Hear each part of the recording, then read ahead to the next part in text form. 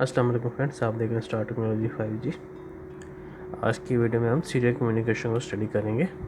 तो चलिए video start करते हैं। Serial communication introduction. Computer transfer data in two way, parallel and serial. In parallel data transfer often 8 or more lines are used to transfer data to a device that is only a few feet away. To transfer to a device located many meters away, the serial method is used. In serial communication, the data is sent one bit at a time.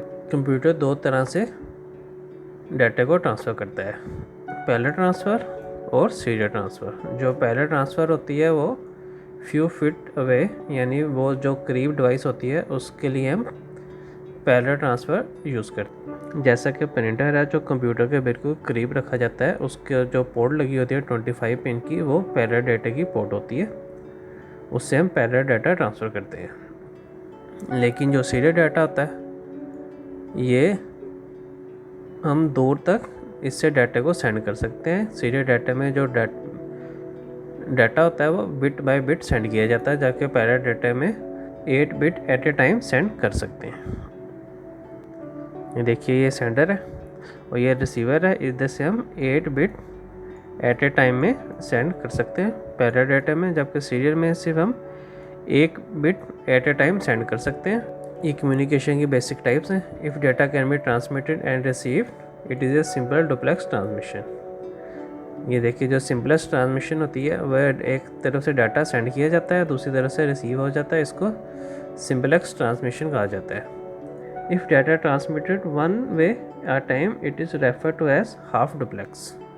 ये देखिए, अगर data को एक वक्त में send किया जाए, जैसे कि ये ट्रांसमिट किया और ये उधर रिसीव होगा, जब ये ट्रांसमिशन इसकी स्टॉप हो जाएगी, अब इस तरह से ट्रांसमिशन करेंगे तो इधर रिसीव होगी, इस हाफ डुप्लेक्स कहा जाता है इसको। If data can go both way at a time, it is full duplex. ये देखिए, एक ही वक्त में अगर डाटा को सेंड भी किया जाए और दूसरी तरफ से डाटा को सेंड किया जाए और फर्स्ट साइट पर रिसीव किया जाए, इसको फुल डुप्लेक्स कहा जाता है। ये 3 टाइप्स हैं कम्युनिकेशन की: simplex, half duplex and full duplex. Serial data communication use 2 method: synchronous method, transfer a block of data at a time; asynchronous method, transfer a single bytes at a time। Communication की basic 2 तरह से method होता है communicate करने का, synchronous में और asynchronous में। जो सिंक्रोनस में होता है इसमें डाटा की ब्लॉक को हम सेंड कर सकते हैं एट ए टाइम में। जो एसिंक्रोनस होता है इसके अंदर हम बाइट को एक टाइम में सेंड कर सकते हैं। There are special IC chip made by manufacturing for serial communication: UART, Universal Asynchronous Receiver Transmitter; USART, Universal Asynchronous and Synchronous Receiver Transmitter।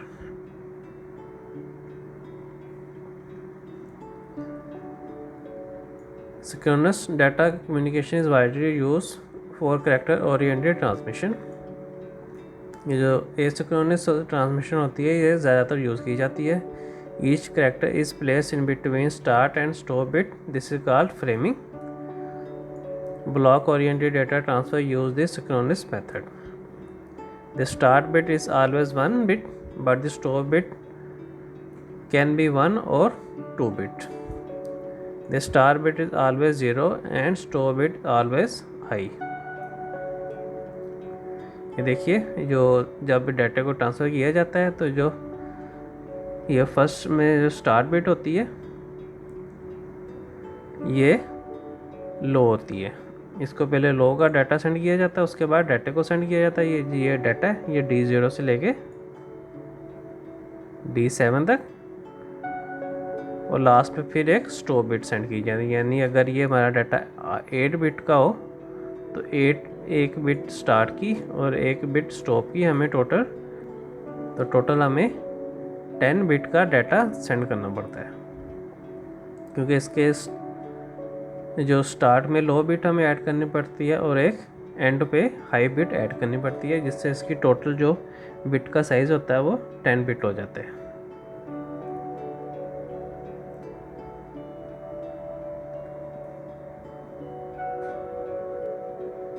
interfacing standard RS-232 was set by the Electronics Industry Associate. EIA ने जो RS-232 standard develop किया था. The standard was set long before the advent of the TLT logic family. The input and the output voltage level are not TTL compatible. In RS-323, 1 is represented by -3 to -25, while 0 it is +3 to +25, making -3 to +3 undefined. ये जो RS-232 में जो standard होता है ये -3 से लेके -25 तक इसको 1 कंसीडर किया जाता है और +3 से लेके +25 तक इसको 0 कंसीडर किया जाता है, जबकि -3 से लेकर +3 के दरमियान जो वैल्यू होती है इसको अनडिफाइन, इसको इग्नोर कर दिया जाता है. क्योंकि ये जो स्टैंडर्ड है ये TTL लॉजिक से पहले का है, इसलिए इसके लिए हमें कुछ लेवल कन्वर्टर की ज़रूरत पड़ती है. IBM introduce DB 9 pin version of the serial input output standard. ये देखिए सीरियल कॉम है जो कम्युनिकेशन के लिए हम यूज़ करेंगे. ये 2, 3 और 5, ये 2 पे रिसीव डेटा है, 3 पे ट्रांसमिट डेटा है और 5 नंबर इसकी सिग्नल ग्राउंड है. ये मैक्सिमम ये 2, 3 एंड 5 यूज़ करेंगे हम अपने प्रोजेक्ट में.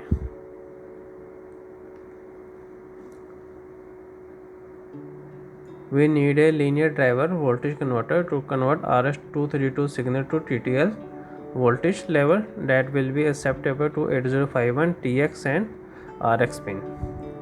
हमें कोई ऐसा लेवल कन्वर्टर चाहिए जो RS-232 स्टैंडर्ड को TTL वोल्टेज लेवल में कन्वर्ट कर सके और वो 8051 के साथ इंटरफेस हो सके. इसके लिए ये बहुत से मैन्युफैक्चरिंग ने ये एक IC डेवलप किया हुआ MAX-232. ये काफ़ी आसानी से मार्केट में मिल जाता है. ये एक लेवल कन्वर्टर है जो कि 8051 के साथ हम यूज़ कर सकते हैं. ये देख सकते हैं, ये इसकी स्कीमेटिक डायग्राम है. ये इसके अंदर 2 कन्वर्टर होते हैं. एक की इनपुट 11 और 14 पे आउटपुट, दूसरे की 12 इनपुट और 13 आउटपुट होती है. इसके साथ ये कुछ कैपेसिटर लगाए जाते हैं, बेसिक कंपोनेंट लगाए जाते हैं इसके साथ, और उसको हम 8051 के साथ डायरेक्ट इंटरफेस कर सकते हैं. ये देखिए 11 पिन के साथ, 12 पिन 10 नंबर पिन के साथ, और ये 14 और 13 ये आउटपुट होती है जिसको हम DB 9 पिन के साथ इंटरफेस कर सकते हैं. 8051 serial communication. The 8051 include an on-chip serial port that can operate in server mode over a wide range of frequency. 8051 के अंदर ऑन चिप जो सीरियल पोर्ट बिल्ट इन होती है, लेकिन हमें उसको यूज़ करने से पहले उसे इनिशियलाइज़ करना पड़ेगा. इनिशियलाइज़ करने के लिए एक रजिस्टर होती है SCON रजिस्टर. तो SCON रजिस्टर ये सीरियल कम्युनिकेशन के मोड को सेलेक्ट करती है. ये SM0, SM1, SM2, RE and TRB ये इसकी बिट है जो सीरियल कॉम के लिए यूज़ की जाती है. SM0 और SM1 से इसका सीरियल कम्युनिकेशन का मोड सेलेक्ट होता है. हम लोग ये वाला मोड अपने प्रोग्राम में यूज़ करेंगे. Serial mode 1 8 bit data, 1 stop bit and 1 start bit, क्योंकि हमने जो डाटा सेंड करना है वो 8 बिट का करना है. उसके साथ हमने 1 स्टॉप और 1 स्टार्ट बिट भी सेंड करनी है. SM2, this enable the multiprocessing capability of the 8051. REN, receive enable.